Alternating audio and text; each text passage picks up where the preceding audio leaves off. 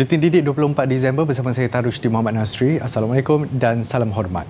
Sesi persekolahan penggal ketiga 2021-2022 ditangguhkan seminggu susulan banjir luar biasa yang melanda. Menteri Kanan Pendidikan Datuk Dr. Razi Jidin berkata, tarikh baharu pembukaan sekolah bagi negeri-negeri kumpulan A ditetapkan pada 9 Januari ini, manakala kumpulan B pula pada 10 Januari. Menerusi perkongsiannya di Facebook, Datuk Dr. Razi berkata keputusan itu dibuat selepas mengambil kira perkembangan terkini situasi bencana banjir di beberapa negeri. KPM amat cakna dan prihatin dengan kebajikan guru, murid dan ibu bapa dalam konteks situasi banjir semasa. Kita sedar ini merupakan satu tempoh yang amat sukar bagi semua pihak dan kita fahami bahawa mereka memerlukan masa untuk kembali menyiapkan keperluan sebelum mereka dapat mulakan sesi persekolahan. Tambahnya, ada sekolah yang terjejas teruk akibat banjir, termasuklah ada sekolah yang dijadikan pusat pemindahan sementara PPS bagi mangsa terjejas. Justru ibu bapa diminta untuk ambil maklum mengenai sesi persekolahan penggal ketiga yang telah ditangguh ini dengan negeri-negeri kumpulan A akan memulakan sesi pada 9 Januari. Manakala bagi negeri-negeri dalam kumpulan B, sesi hanya akan bermula pada 10 Januari. Simpati dengan nasib yang menimpa rakan sebaya mereka yang terjejas akibat bencana banjir, dua beradik di Seri Iskandar Perak turut sama ingin membantu dengan cara mereka sendiri. Meskipun tidak mampu untuk menyumbang dari segi wang ringgit, mereka berdua tetap ingin meringankan beban yang ditanggung oleh mangsa banjir, terutamanya kanak-kanak. Muhammad Hakim Muhammad Hafizan 9 tahun dan adiknya Muhammad Haris 7 tahun bertindak mengumpulkan barang permainan mereka yang sudah tidak digunakan untuk diberikan kepada kanak-kanak yang terjejas dengan bencana banjir. Kesian tengok mangsa banjir tu. Sebab hilang pakaian lah, entah hanyut ke mana. Lepas tu terpaksa berlindung ke atas bumbung rumah untuk elakkan daripada banjir tu. Habis kereta semua tu. Duit pun habis hanyut ke mana dalam tabung. Lagi satu, pakaian dengan seluar semua tu habis. Hanyut juga. Malah dua beradik tersebut turut mengumpul barang-barang permainan daripada jiran-jiran berhampiran rumah mereka bagi menambah jumlah alat permainan yang akan disumbangkan. Mereka berjalan kaki dari rumah ke rumah di taman perumahan mereka yang terletak di Seri Iskandar Perak yang turut mendapat kerjasama daripada penduduk. Muhammad Hakim dan adiknya berharap dengan sedikit usaha yang dilakukan itu mampu memberikan keceriaan kepada mereka yang kini ditimpa musibah. Kesemua alat permainan yang berjaya dikumpulkan itu seterusnya dihantar ke pusat pengumpulan yang diuruskan oleh sebuah badan sukarelawan dekat Tronoh. Kafa Kids dengan kerjasama My Fun Action mengambil inisiatif dengan mengumpulkan alat-alat permainan untuk diberikan kepada kanak-kanak yang kini ditempatkan di pusat pemindahan sementara PPS. Belum ni, sebab hari Selasa baru ni, pihak My Fun Action ada pergi ke operasi ke Teluk Intan dan PPS Teluk Intan dan melihat ramai budak-budak juga di sana dan kami mengambil inisiatif lah, tingkah fakir mengambil inisiatif untuk membahagikan mereka dengan memberikan mereka hadiah-hadiah. Jadi kami kumpulkan edu toys, kumpulkan buku-buku, mewarna, baju-baju untuk mereka sebab kita tahu mereka juga terkesan dengan banjir, mereka juga terkesan dengan emosi. Tambahnya, selama 2 hari tempoh masa pengumpulan, sambutan yang diterima amat menggalakkan daripada penduduk sekitar Tronoh dan juga Manjung. Jelasnya, hasil sumbangan menerusi inisiatif yang dijalankan ini, mereka berjaya menyediakan lebih 150 pak hadiah yang turut diisi dengan alat tulis, makanan ringan, buku mewarna dan juga alat permainan. Selain hadiah untuk kanak-kanak, mereka turut membawa sumbangan lain seperti makanan kering, air minuman, tilam, selimut dan juga pakaian. Sementara itu, di Teluk Intan Perak, penuntut Institut Pengajian Tinggi IPT turut prihatin terhadap nasib mangsa banjir. Mereka tampil menghulurkan sumbangan barangan asas dalam usaha meringankan beban golongan terbabit. Nawarah Abdul Kadir, 21 tahun berkata dia yang juga berasal dari Teluk Intan bimbang akan nasib penduduk di situ memandangkan banjir berlaku sejak Ahad lalu. Menurut penuntut Universiti Malaysia Terengganu UMT, dia terlibat dengan sebuah badan bukan kerajaan NGO dan cuba membantu dengan apa yang mampu. Katanya, aktiviti sukarelawan itu dapat membantu mengasah kemahiran insaniah untuk menjadi manusia berguna. Orang yang paling bagus adalah orang yang paling berguna, paling memberi manfaat kepada orang lain. Sebab itulah rasa macam saya ada tenaga, saya ada badan sihat. So apa gunalah kalau saya duduk di rumah tengok saja kan. So baiklah saya turun beri bantuan kepada orang lain. Manakala bagi Ahmad Muaz Ahmad Nazri, 21 tahun, keluarganya juga merupakan mangsa banjir di Kuantan, Pahang. Dia yang menuntut di Universiti Teknologi Petronas berkata pada awalnya dia gelisah dan mahu membantu keluarga di kampung halaman. Namun apabila mengetahui laluan ke sana terhalang, dia cuba pula membantu masyarakat setempat. Kalau kita tolong agama Allah, nescaya Allah akan tolong balik kita. Jadi saya cuba buat semampu mungkin yang saya boleh buat dekat sini dengan kemampuan saya lah sebagai seorang student. Kemudiannya dengan harapan insya-Allah Allah akan tolong bantu untuk jaga family saya. Dan alhamdulillah dekat sana air dah mula surut. Family saya pun dah mula dapat makanan semula, dah mula dapat bekalan air bersih semulalah, alhamdulillah. Menurut mereka, sumbangan berkenaan adalah hasil kutipan dari orang ramai. Pakaian, makanan dan barangan kebersihan antara yang diserahkan kepada mangsa banjir.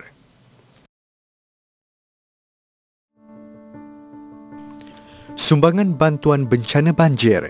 Anda boleh menyalurkan sumbangan anda kepada Yayasan Didik Negara menerusi akaun bank tertera. Sumbangan berbentuk barangan pula boleh disalurkan ke Pusat Pengumpulan Barang YDN.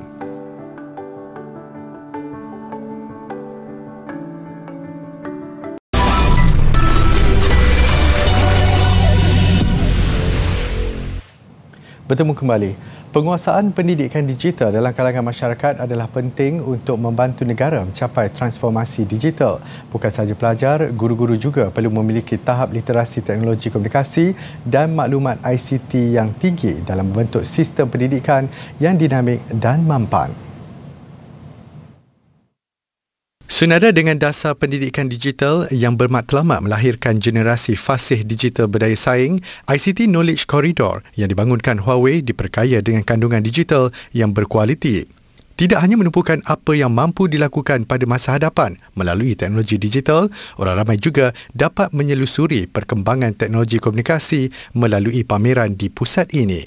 Kalau seorang pelajar atau mana-mana orang yang datang ke pusat ini dapat mempelajari banyak informasi dari segi ini, mereka akan dapat menguasai apa sebenarnya dari segi sejarah perkembangan telekomunikasi, dan juga ciri-ciri unsur-unsur yang diperlukan, termasuklah wavelength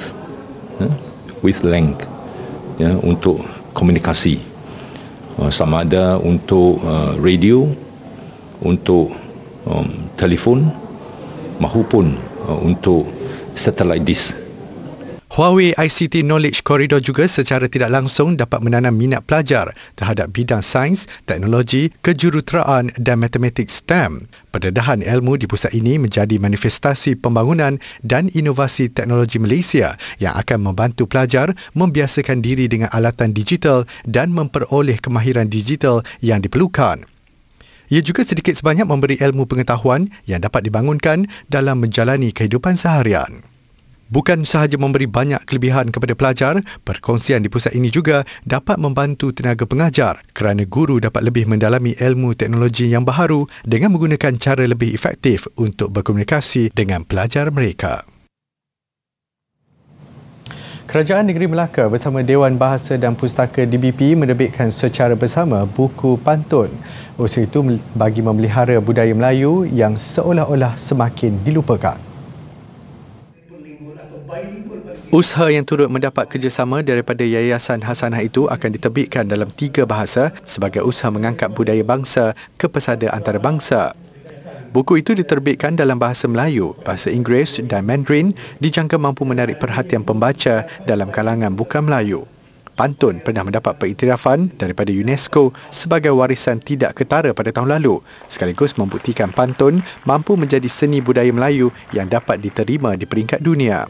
Pelbagai medium untuk mengetengahkan pantun termasuk menerusi nyanyian serta pembacaan dengan penuh penggayaan. Menerusi kaedah itu, budaya warisan Melayu itu akan lebih popular sekaligus menjadikan pantun lebih terkenal di persada antarabangsa. Dalam usaha meningkatkan penggunaan bahasa kebangsaan dalam kehidupan harian masyarakat pelbagai kaum, terutama bagi pelajar, Dewan Bahasa dan Pustaka DBP melalui bahagian pengembangan bahasa kebangsaan pelbagai kaum dengan kerjasama Majlis Pengetua Sekolah Menengah Jenis Kebangsaan SMJK menganjurkan pertandingan pidato 3 dimensi secara dalam talian. Menurut Ketua Bahagiannya Rozi Ahmad Yunus, pertandingan itu turut bertujuan mewujudkan dan menyediakan persekitaran penggunaan bahasa kebangsaan yang betul serta santai dalam kalangan pelajar. Yang kedua pula, menanamkan semangat kecintaan terhadap bahasa kebangsaan dalam kalangan pelajar daripada peringkat awal. Dan yang ketiga, dan saya rasakan ini yang utamanya, iaitu memperkukuh bahasa kebangsaan sebagai bahasa ilmu, bahasa komunikasi dan bahasa perpaduan. Tambahnya, program ini akan diteruskan pada masa akan datang bagi memberi ruang khususnya kepada pelajar SMJK untuk melibatkan diri dalam aktiviti sedemikian sekaligus mewujudkan rasa bangga akan bahasa kebangsaan. Objektif tersebut turut disokong oleh Johan Pertandingan Pidato 3 Dimensi dari SMJK Nanhua Setiawan Perak. Mewakili kumpulannya iaitu 3 serumpun, Fadlin Najma Zainal Fitri turut meluahkan rasa terkejut dan bersyukur apabila dinobatkan sebagai pemenang. Kami menyokong sepenuhnya aktiviti seperti ini yang dianjurkan oleh DBP dalam memartabatkan bahasa Melayu dalam kalangan masyarakat tidak kira bangsa dan warna. Kami akan terus berusaha untuk mendapatkan kejayaan yang lebih cemerlang lagi. Kami menyeru rakan-rakan yang berbakat untuk menyertai pertandingan seperti ini. Bagi wakil kumpulan Jentayu yang merupakan pemenang tempat kedua, Aina Yusrina Khan Nasir Ahmed Khan, pertandingan ini telah memberi peluang kepada mereka untuk menghargai bahasa kebangsaan. Sebab utama kami menyertai pertandingan pidato 3 dimensi ini adalah bagi meningkatkan kemahiran berbahasa, bertutur, membaca dan menulis dalam bahasa kebangsaan. Selain itu, pertandingan pidato ini dapat memupuk keyakinan diri dalam menyampaikan idea dan kreativiti. Pelajar yang berminat ingin menyertai pertandingan ini pada tahun hadapan boleh layari laman web yang tertera untuk maklumat lanjut.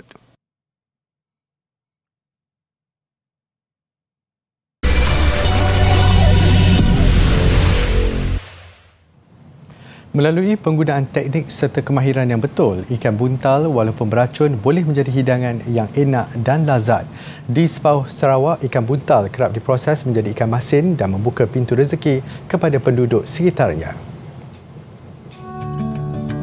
Mahdi Raja, 45 tahun dari Kampung Manggut di Sepauh Petung, antara pengusaha ikan buntal masin. Dia yang sudah 7 tahun terbabit dalam perusahaan ini memproses lebih 1 tan ikan buntal masin setiap bulan. Lazimnya, bekalan ikan buntal diperolehi daripada pembekal di Sibu dan beberapa kawasan lain di Sarawak. Musim ikan tu umumnya paling banyak, bulan 4 sampai bulan 9 yang banyak. Lepas ya bulan 9 dari bulan 9 pergi ke bulan 4 kelak yang ada kurang lah. Yang musimnya. Ada tapi sih banyak. Mahdi belajar menyiang dan membuang racun ikan buntal daripada orang-orang tua di kampungnya. Proses ini perlu dilakukan dengan betul bagi memastikan ikan masin yang dihasilkan selamat dimakan. Di Sepauh, kemahiran menyiang ikan buntal sudah dimiliki penduduknya sejak turun-temurun. Mula nak siang lo, kat siang. Lalu terus ambil nyempur hati. Lepas ambil hati, lepas lalu semuanya ada telur, tak usah ambil telur. Ambilnya telur dulu. Ambil telur, kayak cuci bagus-bagus telur ya, supaya berapa mati. Baru kita belahnya lah, belah 2. Okey, kita jemur lah maksudnya. Lepas kita baru kita beri garam. Semalaman lah.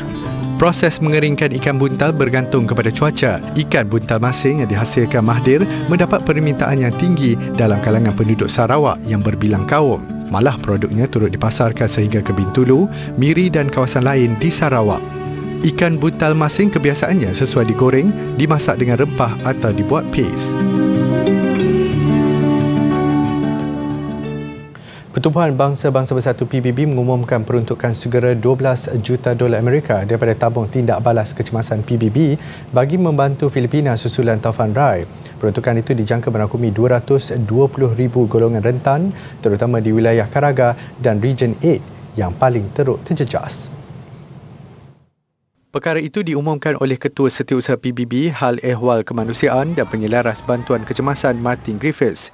Sehingga kini kira-kira 3 juta orang memerlukan bantuan termasuk sejuta kanak-kanak. Sejumlah 631,000 penduduk telah dipindahkan, berikutan lebih 200,000 kediaman rosak. PBB juga melancarkan pelan keperluan kemanusiaan dengan peruntukan $106.5 juta yang menyasarkan 530,000 orang di kawasan paling teruk terjejas.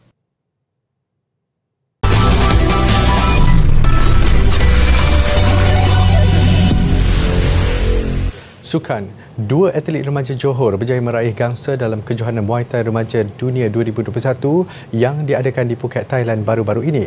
Kedua-dua atlet tersebut tewas kepada lawan dari Rusia di peringkat separuh akhir. Pencapaian peringkat antarabangsa yang julung kali dalam sukan bela diri itu adalah sesuatu yang membanggakan. Nurul Syafiqah Amira Rosli, 18 tahun, memperoleh pingat gangsa dalam kategori bawah 23 tahun. Manakala Damia Husna Azian, 16 tahun pula, bagi kategori remaja perempuan bawah umur 16 dan 17 tahun bagi kategori 42 kg. Kedua-dua atlet kembali menjalani latihan dengan semangat yang tinggi selepas menjalani kuarantin selama seminggu selepas pulang dari Thailand. Walaupun oponen saya tinggi ke rendah ke, saya kena paksa diri untuk lawan juga. Alhamdulillah saya dapat nombor 3 dalam kejohanan dunia untuk gym saya, teammate, kawan-kawan dan family. Nak fokuskan lebih dekat sukan Muay Thai ni supaya boleh pergi lagi jauh. Gembira lah. Walaupun dapat nombor 3, saya dah cuba sedaya upaya. Bagi jurulatih Muay Thai Johor, Idi Nur Iskandar, fokus kini mempersiapkan mereka bagi menghadapi Sukan Malaysia Sukma 2022 tidak lama lagi. Kedua-dua atlet terbabit menjadi sandaran kontingen Johor yang menyasarkan 3 pingat emas pada Tamasya edisi ke-20 di Kuala Lumpur. Juara 5 kali Piala AFF Thailand membawa bekalan selesa menjelang aksi separuh akhir kedua pada Ahad ini yang selepas cemerlang menewaskan juara bertahan Vietnam 2-0. Aksi separuh akhir pertama antara Thailand dan Vietnam sememangnya paling mencuri tumpuan peminat bola sepak Asia Tenggara. Pemain lincah Thailand Chanatip Songkrasing terdahulu membuka tirai jaringan selepas memanfaatkan kesilapan pemain pertahanan Vietnam. Dan Chanatip sekali lagi mencipta nama selaku penjaring berpunca satu gerakan menarik dari bahagian tengah padang pada minit ke-23. Vietnam cuba bangkit untuk merapatkan jurang namun percubaan Nguyen Quang Hai sekadar menggegar gawang Thailand. Tiada perubahan jaringan, kedudukan 2-0 kekal memihak Thailand sehingga whistle penamat. Beralih tumpuan kesaingan Liga Bola Sepak Belanda, PSV Eindhoven kembali melonjak tangga teratas Liga selepas mencipta kemenangan ke atas Go Ahead Eagles. Beraksi di laman sendiri, ternyata PSV lebih selesa apabila mendominasi permainan sebaik sepak mula. PSV membolosi gawang menerusi cubaan jarak jauh Philip Nguyen seawal minit ke-9. Tuan rumah meneruskan kemarahan. Gawang Eagles diuji lagi namun cubaan lawan ditepis dan melambung. Gara-gara kekasaran terhadap Jobe Vertesen dan hasil pemerhatian menerusi VAR, pemain pertahanan Horace Kramer diarah keluar padang. Eagles akhirnya memperolehi peluang menerusi sepakan percuma begitu pun dinafikan penjaga gol Joel Dromel. PSV kembali menyerang dan Cody Gakpo yang tidak dikawal menyumbang gol buat PSV. Tamat perlawanan, PSV 2, Go Ahead Eagles 0. Aksi berani berjalan atas tali tanpa alat keselamatan mengakhiri buletin Didik malam ini. Saya Tajuddin Muhammad Nazri, salam hormat dan Assalamualaikum.